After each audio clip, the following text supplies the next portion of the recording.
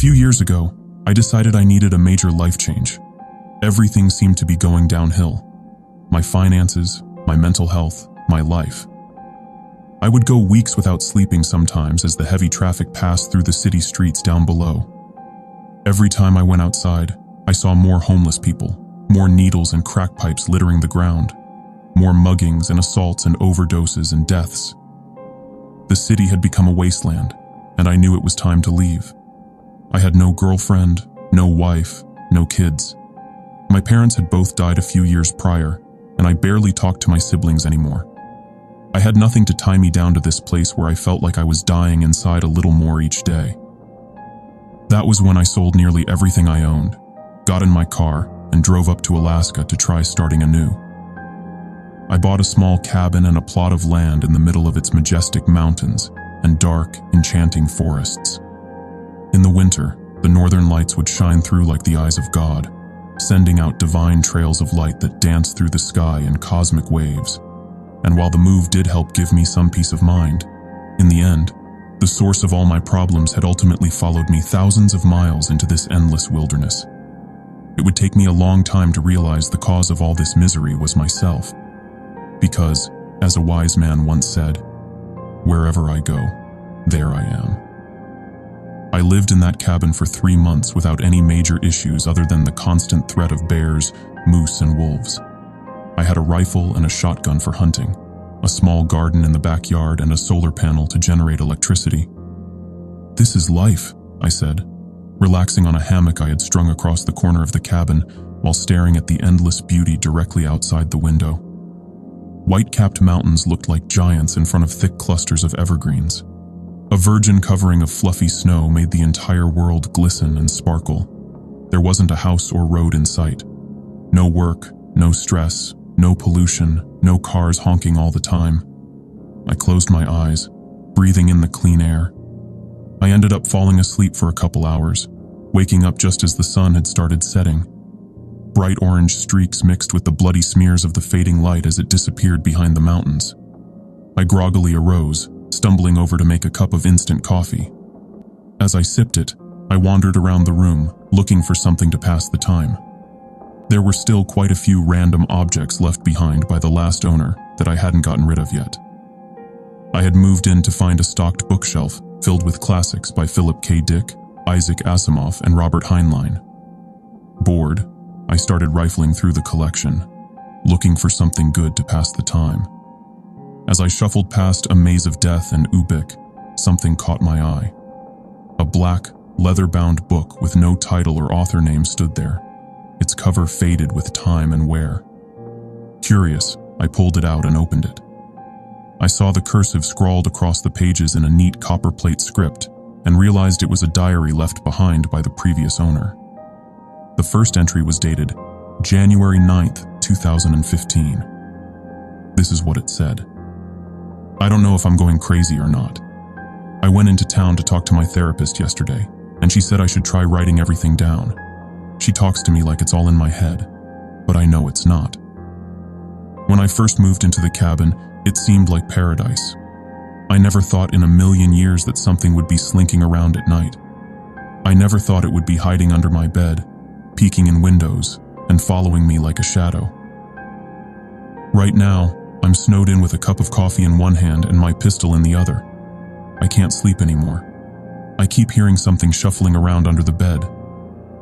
Sometimes, I think I even hear ragged breathing, as if a corpse with dirt in its lungs had come back to life.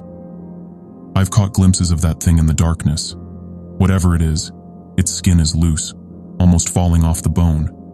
It almost looks like a naked, emaciated man. Its eyes are rotted and dark, its back hunched, its spine twisted and jutting out like tumors. It moves in this slow, jerky way, but I can never seem to catch it. Its body seems broken and out of alignment. Its legs bend the wrong way sometimes. By the time I turn on the lights or try to take a video of it, it's always disappeared. But its fetid odor remains. It lingers in the cabin like a sweet-smelling, spreading infection. I don't know what it wants from me. I want to leave, but with the storm raging outside, I'm stuck here, unable to get all the way back to town. The snow surrounds the cabin in mounds 5 feet high. I feel like a prisoner caged with a rabid beast, not knowing when it will strike. My wife claims she hasn't seen or heard anything, but she keeps vanishing on me. Last night, she disappeared in the middle of a snowstorm. Where did she go? I asked her in the morning, but she said she was here the whole time. She didn't remember anything. There's no way she went into town. There wasn't time, and the trails were impassable that far down. Something's going on here, but I don't know what it is. I'm really scared for our lives. I slammed the diary shut, not wanting to read anymore. I didn't want to become infected by some kind of contagious cabin fever. If the last owner had gone insane in the mountains and started hallucinating naked corpses crawling around, I really didn't want to know. I shoved the diary back in the bookshelf, going for A Maze of Death instead. I tried to forget what I had read in the diary as I flew through the novella. All night, I tried to get the image of the naked, twisting man with rotted eyes out of my head, but I couldn't. I eventually fell asleep right before dawn. But, as my eyes were closing, I thought I saw a silhouette in the window. A starved man with excited black eyes that seemed to be rotting out of his skull. I thought I saw him put his inhumanly long fingers against the glass as he leaned forward. I blinked, sitting up and glancing out into the white, snow-covered wonderland. There was nothing there. Another hunter occasionally followed the deer trails near my cabin. A frozen lake stood a quarter-mile away, the surface white and covered in thick drifts of snow. I bundled up, deciding to go outside for a hike in the frigid dawn. I strapped on my snowshoes and grabbed my shotgun, as I always did when I went outside. I never knew when a polar bear might be waiting around the next tree, after all. I opened the door, seeing footprints pressed into the snow all around my house. At first, I thought it was that silhouette I had seen, the nightmarish thing from the diary. But the footprints didn't go over to my window. They followed the trail 20 feet away, veering off towards the frozen lake at the bottom of the hill. I glanced down in that direction, seeing a black figure plodding slowly forward. "Steve!" I cried, recognizing my only neighbor in a 4-mile radius. He had a cabin about a mile away on his own little plot of land. He jumped, clearly startled by the sudden noise. His black snow pants and heavy fur coat swished together as he spun, raising his rifle high. When he saw me, he immediately lowered it and put a gloved hand up in a friendly greeting. "Hey, Josh, surprised to see you up this early," he yelled over the muted, wintry landscape. Sounds always seemed different after it snowed, as if all the noise in the world had become faded and dead.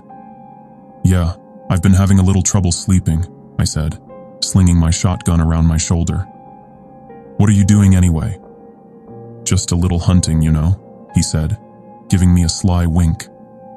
"Animals are always most active around dusk and dawn, it seems.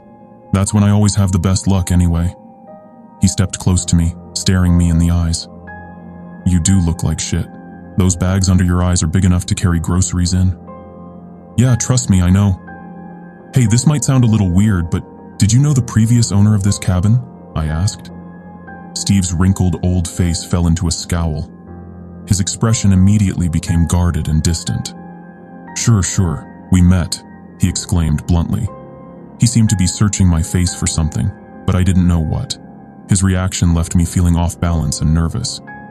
"Is he still around?" I said. Steve's scowl deepened. "Buddy, I don't know what this is about, but he's dead. He's been dead. He died in that cabin, actually." He pointed a finger at my home accusingly. With those words, my heart seemed to drop into my stomach. Waves of dread flowed through my body like water. How did he die? Like a heart attack or something?" I asked. Steve's gaze turned downwards. He didn't meet my eyes. "Do you know that Alaska has the highest missing persons rate in the entire United States? It's not even close. In fact, for the population size, we have far more people who go missing and never get found than anywhere else. They even have a name for it. The Alaska Triangle," Steve said. "And we're square in the middle of it." I stared blankly at him, wondering where he was going with this. It seemed like a way to avoid answering my question. "No, I didn't know that," I responded. Steve nodded, raising his head again. He heaved a deep sigh. "Look, the thing with the last owner and his wife, It's somewhat disturbing. If you really want to know, I'll tell you. But it's certainly not going to help your peace of mind. And it definitely isn't going to help you get some sleep. I want to know. I insisted instantly. The wind started to whip past us. Flakes of ice and snow flew sideways in the sudden currents. Let's go back to your cabin then, Steve said, pulling his heavy fur-lined hood off and shaking out his long black hair behind him. I could use a bit of whiskey to warm up. We sat down with a bottle of Johnny Walker and 2 shot glasses. I wasn't much of a drinker, but Steve certainly was. He chugged 3 shots in the span of a minute. I sipped at mine, drinking half and putting it back down on the coffee table with a thunk. Steve grunted, hissing through his open mouth for a moment. Ugh, that's the good stuff, he said, slamming his chest as the burning liquor worked its way down. Steve looked up at me with a new sparkle in his eyes. Huh, so you want to know about what happened to Will Lenning? Well, I'll tell you that no one really knows the whole story. I used to see him occasionally, come down and have a drink and talk. We all know each other around here, obviously. I nodded, motioning him on. He seemed like a normal, upstanding guy. He kinda reminded me of you, actually. A young guy trying to escape the hustle and bustle of the city life, the cancer of the American dream. Well, he was here for maybe a couple months, I don't know. Everything seemed fine. We used to go skeet shooting occasionally, have a beer, you know. We'd get together with a couple other hunters who live closer to town, and sometimes play some poker. I never saw anything odd about Will. I never could have predicted what happened to him. He heaved a long sigh at this, looking out the window at the sharp mountains with an expression of nostalgia. Well, what happened to him? I asked, encouraging him to go on. He started talking about seeing someone peering in through his window at night. He talked about hearing sounds from under his bed while he was laying there in the dark. Sounds like diseased breathing and shuffling. He started keeping all the lights on in his cabin 24 hours a day. Steve leaned close to me. A glimmer of fear rippled across his pale, wrinkled face. He started to lose his mind, started digging holes all over the place, looking for something. Even in the middle of snowstorms, I would occasionally see him outside digging. It seemed like he never slept anymore. It was classic cabin fever if I ever saw it. It was only a few weeks later that I came over here, concerned. I hadn't heard from him in a few days, which was fairly unusual. I found the door hanging wide open. Propped up in a chair in the exact spot where you now sit, Will lay with a blast hole showing clear through his skull, a shotgun laying at his feet. And next to him, I found a blood-stained diary open to the middle page. The last entry was stained with blood spatter, but still visible. I remember leaning down and reading it. It was only a few sentences long. I glanced over at the bookshelf with the same diary, saying nothing. It said something like, I see now what's going on. The twisted man is leading me to the truth. Today I will finally find it. And that was his suicide note? I asked, my heart hammering in my chest. He nodded. Yeah. I went into town and got some rangers to come check it out. Eventually, they got cops and CSI there. They took all the stuff as evidence, including the diary, he said. Good riddance, I say. Reading something like that is never beneficial. Sometimes delusions spread like a virus, you know what I mean? I did, but I said nothing. I glanced back at the diary, its black leather cover gleaming like a crouching snake. And I wondered, if the police took the diary as evidence, how did it get back here? You said he had a wife living here with him too? I asked. Yeah, she went missing around the same time, he said. Pretty bizarre. The cops thought maybe she just moved away, but... He shook his head grimly. As far as I know, she was never seen again. It was like she had evaporated into thin air. After Steve left, I walked stiffly over to the bookshelf, taking down the diary. I flipped open through the pages. In the middle, I found the last entry. Spatters of old, darkened blood were scattered over the page like raindrops. I found the suicide note and read the date. January 27th, 2015, it read. Will Lenning had not lived long after he started seeing the twisted man. I wondered if my fate would be the same. The sun had started to set outside as I sat with the diary at the small circular kitchen table, eating some stewed venison and rice as I read through the entries. At the end, Will Lenning said the Twisted Man had been trying to guide him somewhere, that in fact, the Twisted Man had been trying to protect him from some great evil, rather than being the source of it. I scoffed, feeling a flash of anger at his stupidity. His naivety obviously led to his death. But then a flash of insight struck me like lightning. What if I was committing the same kind of stupidity? Perhaps I should just grab my gun and valuables and leave. I could take off on the snowmobile and be in town within a couple hours. But, in my heart, I knew I would not. Something about the mystery of all this beckoned me to stay. Like a siren leading sailors to destruction, my curiosity called out to me, and I knew I would not be leaving that night. I needed answers, and sadly, I would find them. I had fallen asleep with an empty bottle of beer in my hand. I sat in front of the TV, which only got satellite reception. There were, of course, no cable or phone lines threading their way through the forest. All of my power came from stored solar energy. Since I rarely watched TV, and really only used it to cook or heat up water for bathing, the energy produced was sufficient even in winter. Tonight, though, I needed its sound, its mindless flashing of light and colors and canned laughter. It seemed to drive away the creeping, suffocating presence like a candle. I woke suddenly. The TV flashed with static, the repetitive hissing of the white noise spit from the speakers like thousands of snakes.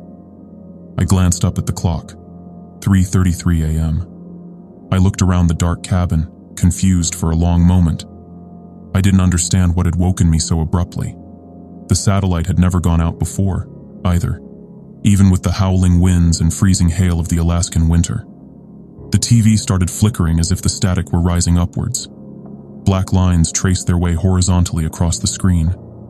The hissing deepened into a gurgle, and for a second, I thought I heard faint words behind the white noise. I thought I heard breathing, slow and diseased, like the death gasp of a drowning man. A black line rose across the TV, and an image came into view. The cabin was suddenly plunged into silence, except for the shrieking, wintry wind outside. I leaned close to the screen, confused at what I was looking at. It looked like a live camera feed of a room. As I took in the details, I realized it was my cabin.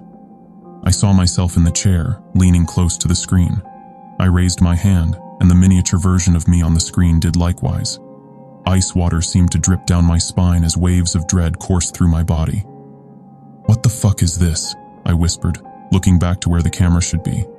It was just a coarse wooden ceiling in that corner. I turned back to the screen and nearly screamed. The TV showed a pale, naked man crouching directly behind my chair now. With jerky movements, he rose, his broken spine twisting and shivering. A hissing voice rang out from the speakers. It spoke as if it had dirt and writhing maggots in its throat. "He is a killer, the shadow of death," it gurgled. "Many have fallen. Many lie buried across this forest. You will be next. He is watching you." Long, broken fingers with blackened nails reached out to touch my shoulders. I jumped out of the chair, stumbling back as I spun around in terror. My back smashed into the TV, and it fell to the floor with a shattering of glass and an explosion of light. In those few moments before the darkness descended on me like a blanket, I thought I glimpsed a pale, sunken face with rotted, blackened eyes peeking out from behind the chair. I turned on every light in the cabin, but there was no sign of the Twisted Man now. I knew I had to get out of there, though. I thought about the warning that the voice had spoken. If the creature wanted to attack me, then why hadn't it just killed me while I was sleeping? None of it made sense. Who was watching me? The Twisted Man. And if he was, why warn me? Perhaps it was psychological warfare, I thought to myself. Perhaps the Twisted Man simply liked to play with his food before he ate it. Thoughts raced through my head at 1,000 miles an hour as I threw on snow pants and a couple heavy sweaters and coats. I covered up my entire body as much as I could to try to prevent frostbite. I had made up my mind to flee. There was no snowstorm tonight, though the entire landscape was blanketed in it, and I knew the wind chill would be like an ice blade whipping against my skin.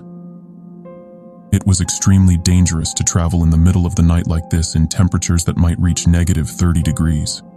Steve had been right, after all. Alaska had the highest missing persons rate of any state, and many of them were never found, their bodies likely frozen solid in the deep snow dozens of miles from the nearest town. I grabbed my shotgun, jumped on my snowmobile, and started heading to Steve's cabin. I hoped I could wait there until the sunrise and then figure out what to do next. But fate would take the decision out of my hands. I felt like there were eyes watching me as I drove along the narrow, winding deer trail. The boughs of the evergreens reached into the path like greedy hands, grabbing at my coat and legs. More than a couple times, I thought I saw a pale, naked figure standing in the snow, but it had always gone when I turned to look. I gave a sigh of relief when Steve's place appeared in the distance. I could see the lights twinkling through the small windows of his log cabin. I pulled up next to his door, looking down. I saw 2 pairs of footprints there, one much smaller than the other. I found it odd, but shrugged it off. The snowmobile cut out with a sucking gurgle. I knocked on the door hard a few times. Steve appeared after a few moments, groggy and half-dressed. He blinked slowly as he looked me up and down. His wrinkled face fell into a frown. "Steve, I need a favor," I said quickly. "Something weird is happening in my cabin. Can I stay here until morning? Until maybe I can go to town or something? I can't stay at my place tonight, I just can't." He nodded, yawning and motioning me in. "You can sleep on the couch, I guess," Steve said. "Put that shotgun somewhere safe, though, boy." He had a partitioned bedroom in his cabin. It was significantly larger than my little one-room cabin, though it was basically still just a joint kitchen living room, a small bedroom, and a bathroom. He pointed to a well-worn couch in the corner and gave me an apathetic wave as he stumbled back into his bedroom, slamming the door. I couldn't sleep, though. I tiptoed around the room, looking at Steve's bookshelf. He had a rather strange taste in books, lots of Anne Rule and true crime there. I saw dozens of books about Ted Bundy, John Wayne Gacy, Richard Chase, Herbert Mullen, Jeffrey Dahmer, and Richard Ramirez among the collection. At the end, a large black binder stood, unlabeled and worn-looking. It reminded me of the look of that leather-bound diary for a second, and my heart dropped. But logically, I knew this was just a coincidence. Yet still, I pulled out the binder, my curiosity piqued. What I found inside filled me with dread and horror. Countless news clippings covered the length of it. The first clipping was from nearly 20 years earlier, about a woman who went missing in the Alaskan forest while hiking. A later one confirmed that her body was never found, and that her family was still hoping that she might turn up alive somewhere. A reward was offered for any information, it said, and every page after that was more of the same. Missing woman, murdered prostitute, missing man, no leads. I kept flipping through until I found clippings about Will Lenning's suicide and the sudden disappearance of his wife. On the article about the suicide, Steve had used red marker to scrawl, "Ha ha," next to it. I heard the click of a gun being cocked from behind me. I froze as Steve's voice traveled across the room like a whisper. "How do you like my work, friend?" he asked, his tone jovial and mocking. I still held the binder of horrors tightly in my hands as I stared open-mouthed at this man I thought I knew. "It's you? What? You killed Will Lenning and his wife?" And a lot of other women, apparently. Everything felt unreal, as if I were stuck in a dream. Steve's grin spread across his face, but his blue eyes stayed cold and dead. "Yes. Well, she was cheating on him with me anyway. Just another whore, you know. They always get what's coming to them in the end," he hissed with hatred oozing from his voice. "It's too bad, really. I just killed another slut tonight. I was planning on saving you for later.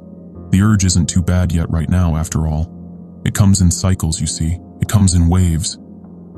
I saw a glimmer of pale, naked flesh writhing behind Steve.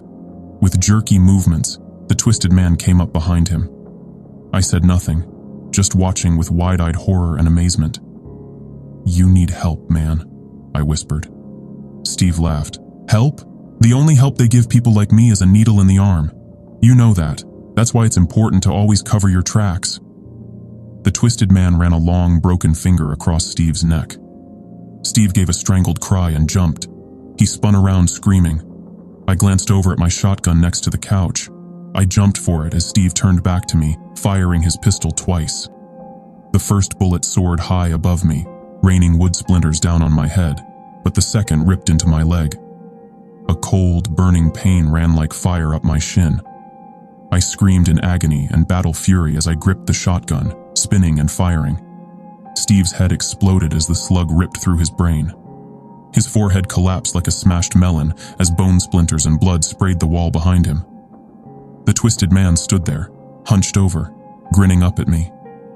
I felt warm blood gushing from my leg as I stared back at him, breathing hard. I wondered if I was dying.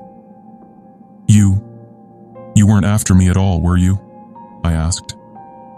You were after Steve. But the twisted man said nothing. After a long moment, he slinked back into the shadows of the bedroom and disappeared. As night crawled its way toward morning, I thought back to the words the twisted man had spoken through the TV, suddenly understanding everything. He is a killer, the shadow of death. Many have fallen, many lie buried across this forest.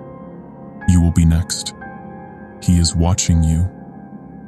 He hadn't been trying to hurt me at all. He had been trying to warn me. He had probably tried to warn Will Lenning and his wife too. I wrapped my leg in gauze, gritting my teeth. The wound looked puckered and deep, but I could still move my foot, and the bullet had gone clean through the flesh. I poured alcohol on it, screaming in pain as it burned its way through my skin. After rummaging through Steve's bathroom, I found some prescription painkillers and swallowed a handful of them with a beer. I knew I would need the opiate high to get through the pain of riding into town with a mutilated leg. As the sun finally rose, I made my way outside the blood-stained floors of the cabin to my snowmobile. Before I left, I glanced back at that horrid place, the scene of so much torment and death. In the open doorway, the twisted man stood, his back hunched, his rotted lips grinning at me. His hand lifted up into the air with jerky movements and waved. I waved back as I started the engine and headed into town.